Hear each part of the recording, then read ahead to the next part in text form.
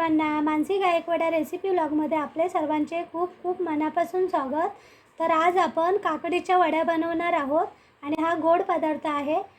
तर आज आषाढी एकादशी निमित्त आपण आपल्या नवीन फ्रेंड्ससाठी मी पुन्हा बनवत आहे।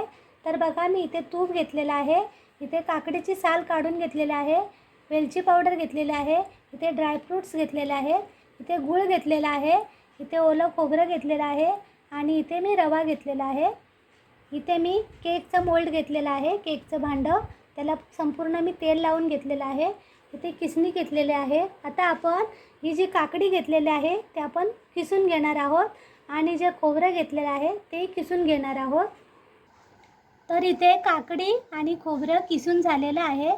चला तर आपण आता गॅसकडे जाऊया। आता आपण रेसिपीला सुरुवात करूया। बघा, कढई गरम झालेली आहे। आता मी इथे जे तूप घेतलेलं होतं ते टाकून घेऊया कढईमध्ये।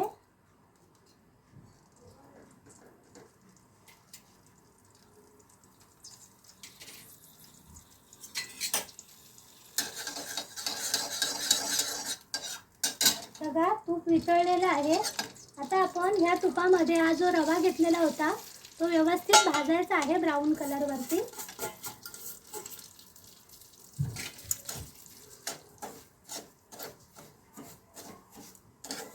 व्यवस्थित परतून घ्यायचा।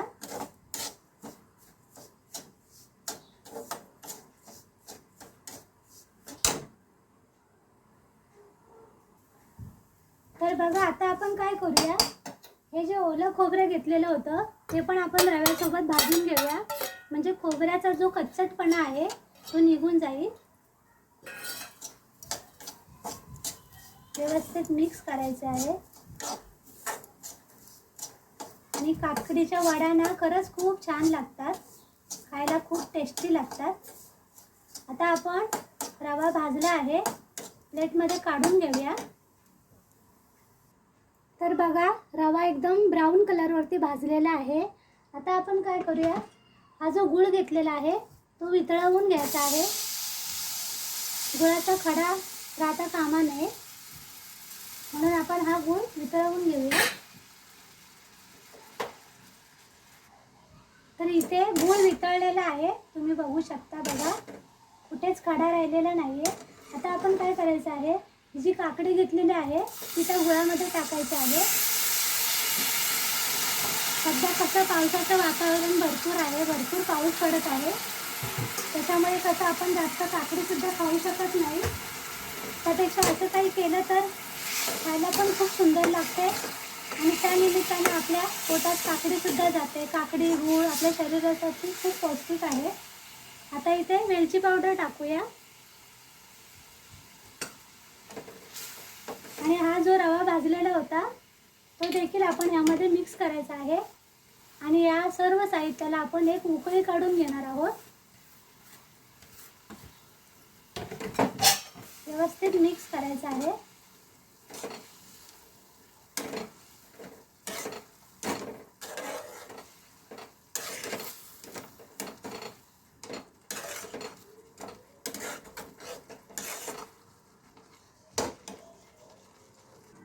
आणि मी इथे थोडंसं मीठ टाकत आहे टेस्ट येण्यासाठी आणि हा थोडासा फूड कलर टाकत आहे,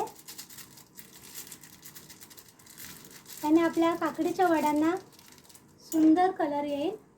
बघा, व्यवस्थित मिक्स करून घेऊया।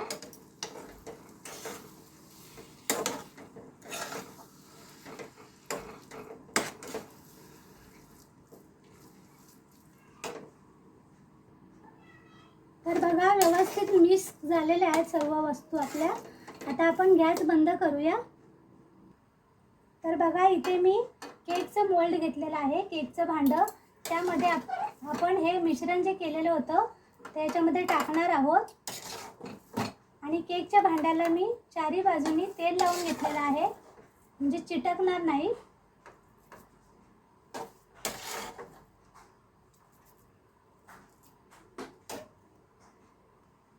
तर बघा, केकच्या भांड्यामध्ये चारी बाजूनी व्यवस्थित पसरवून घ्यायचं हे मिश्रण, अशा प्रकारे।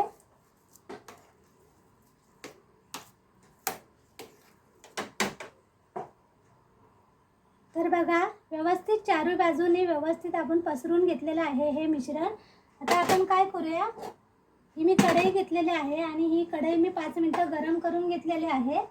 आता आपल्याला या गरम कढईमध्ये हे भांडं ठेवायचं आहे आणि वरतून झाकण लावायचं आहे आपल्याला. आणि हे अर्धा तास आपल्याला असे वाफवून घ्यायचे आहे. त्यानंतर पाहूया आपण काकडीच्या वड्या कशा झाल्या आहेत. तर 30 मिनिटं झालेली आहेत. आता आपण बघूया काकडीच्या वड्या झाल्या आहेत का. सुरीच्या साहाय्याने चेक करूया. बघा सुरी क्लिअर आलेली आहे, म्हणजे इथे वड्या झालेल्या आहेत.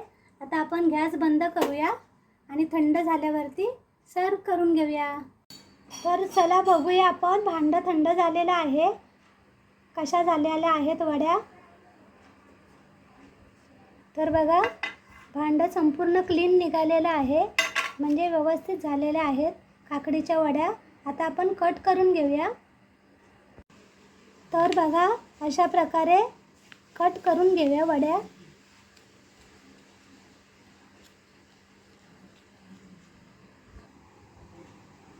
तर बघा किती छान झालेल्या आहेत वड्या.